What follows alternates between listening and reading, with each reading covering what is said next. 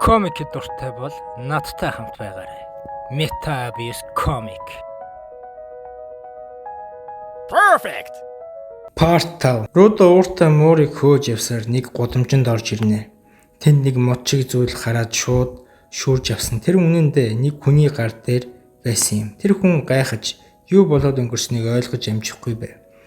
Рудо тэр модоор муурыг дарж энэ муур миний мөнгийг хулгайсан гэж хэллээ. Гэтэл тэр хүн түүн рүү хандан чи миний юмыг бариад байна шүү дээ гэж хэлв.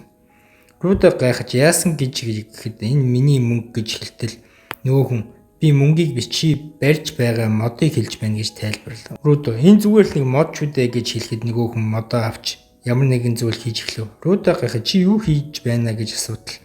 Гэтэл тэр хүн яг инженегийн тэмдэгтэй адилхан зүйлтэй байгааг Рудо сайн нэг анзаарна. Тэгээ нөгөө хүн чи чин жүнки шидэт мод хулгайсан бол амархан молтрохгүй шүү гэж анхаарууллаа.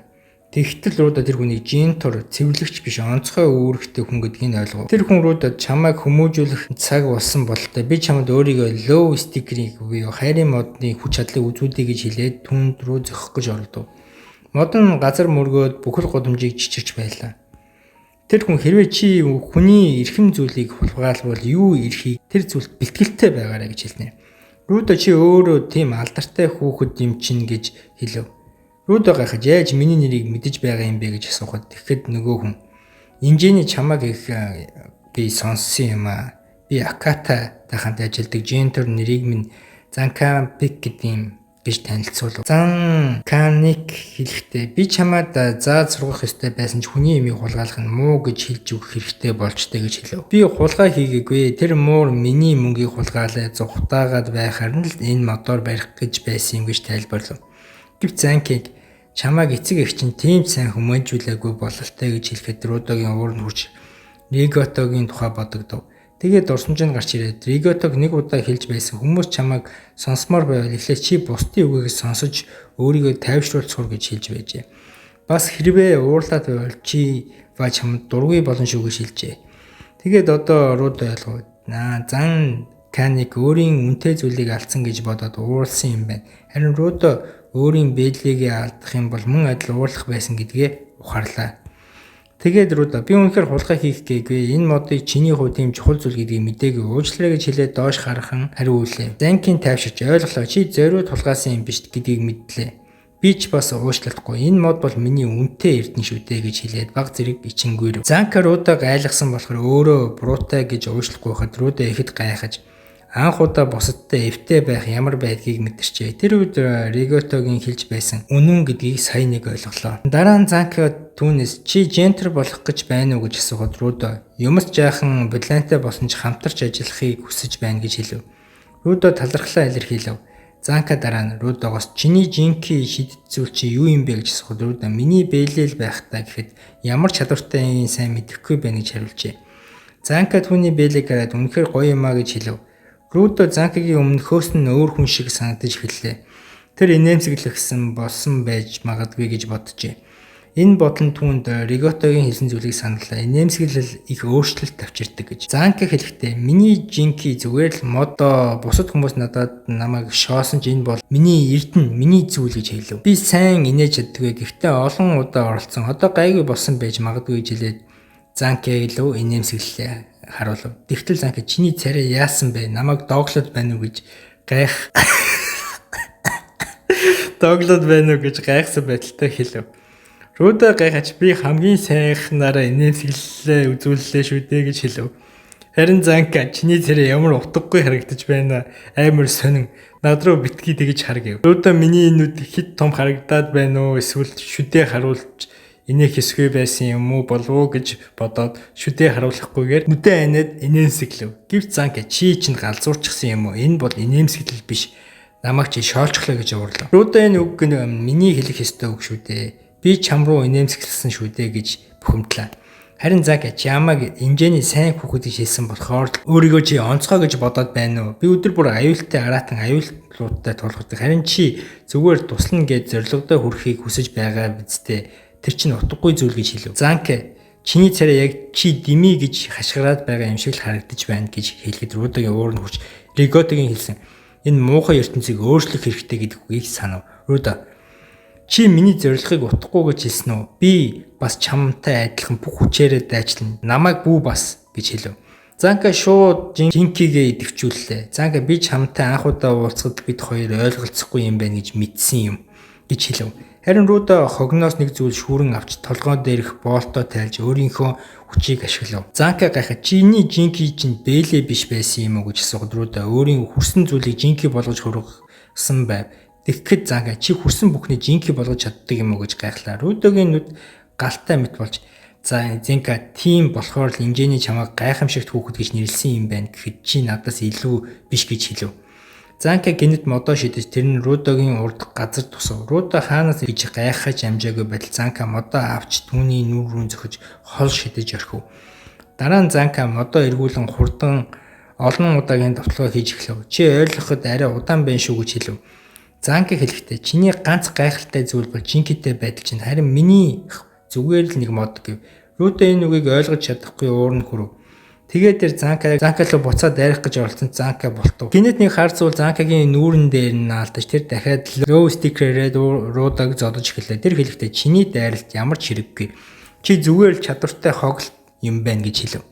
Гэтэл Занкагийн нүүрэнд наалтсан зүйл рүү хараад эн чинь юу вэ гэж гайхав. Үнэрлээд муухай үнэртэйг нь мэдээд үгүй эн чинь жорлонгийн насос байна штэ гэж уулга алдав. Рудо гайхаж жорлонгийн насос гэж юу вэ гэж асуув Занка. Тэр чинь бааз цэвэрлдэг эд юм шүү дээ гэж хэлв. Рудо уурлан надаар бити тоглоод бай гэд Занкаг жорлонгийн насосоор зохив.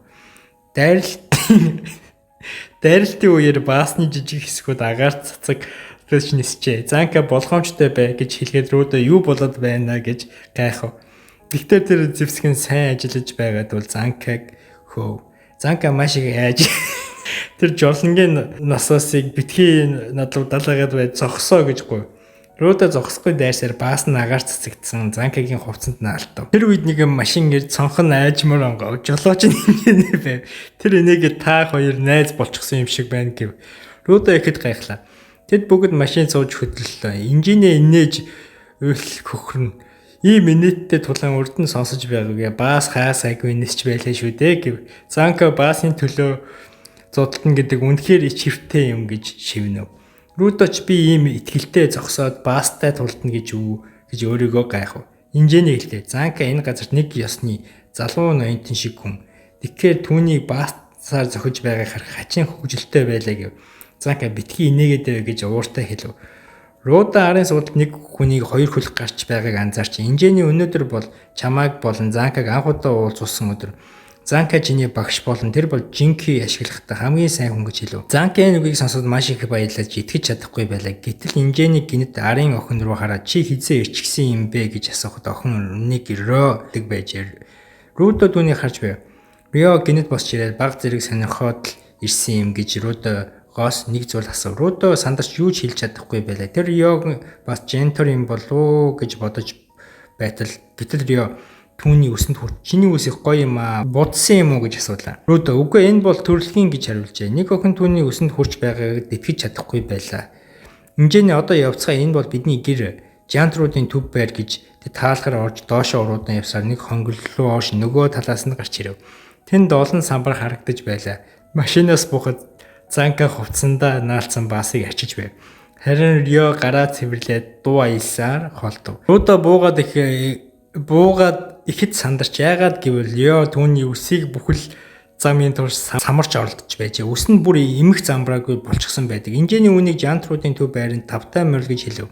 Тэд үүд рүү алхахад том эмблем ухтлаа. Энэ инженерийн зүүдэг тэмдэгтээ тун тустай байлаа. Отгош оромгцоо хүлээлгийн өрөө ухтаж авсан бөгөө ширээний ард нэг эмэгтэй хоол идэж байв. Рио тэгээд баяртай Рудо гэд яваад өгөв. Рио дараа дахин уулзъя гэж хэлэхэд Рудо гайхан зөвшөөрөв. Тэгээд намайг дахиад дэрлэх юм болов уу гэж дотроо бодож байв. Хоёр ялаа ойрхон нисэж байтал инженери түүнийг Жантруудын хүлээн авалтыг ажилтан Симетэй танилцууллаа. Инженери хэлэхдээ орж болохоос өмнө Симеийн чамайг шалгах хэрэгтэй гэв. Тэр Симеийн чадварыг тайлбарлах гэж байтал ялаанууд түүний ойролцоо нисэх үед Симей маш хурдан хөдөлж сэрээ авч нэгийг нь хатгав. Рудогийн нүд томроод гайхан ширтэж байлаа. Симей нэмсэлн танилцсандаа таатай байна. Шин залуу минь гэж мэдлэв. Тэр инженеэгс чиний тухай хаанаас ирснийг чинь сонссон өөрийн нүдэрээ хармаар байсан юм гэдгээ хэллээ. Тэгээд Симэ нүдний шилээ засаж би чиний ирээдүйг хэлж болж чадна шүү гэж Рудо энэ үгийг ойлгоогүй тул инженений тайлбар. Симэний жинхэнэ түүний нүдний шил юм. Тэр нүдний шилээ ашиглах үед харах чадвар нь маш хурц болдог. Бүр заримдаа хүний жинхэнэ дотоодыг ч харж чаддаг гэж хэлдэг. Рудо дотроо бодлоо буюу жинхэнэ ийм байдлаар ашигладаг гэж огт боддгүй байжээ. Удгүй Симэ нүдний шилээ идэвхжүүлэн Рудо руу анхаарлаа төвлөрүүлж эхэлнэ. За ингээд part ба энэ түргээ дуусгаж байна. Та бүхэн дараагийн ангийг хүсэж байгуул хэ үсэл бичих болно. XX гэлтэй нууц юм шигтэй XXX файл гэж байгаа юм шигтэй. Тэгээ жоохон инээж минийгээд ярьчлаа ойлгоно үсттэй. Ялч баасаар тулцсан хэсэг гарсан болохоор. За тэгээд subscribe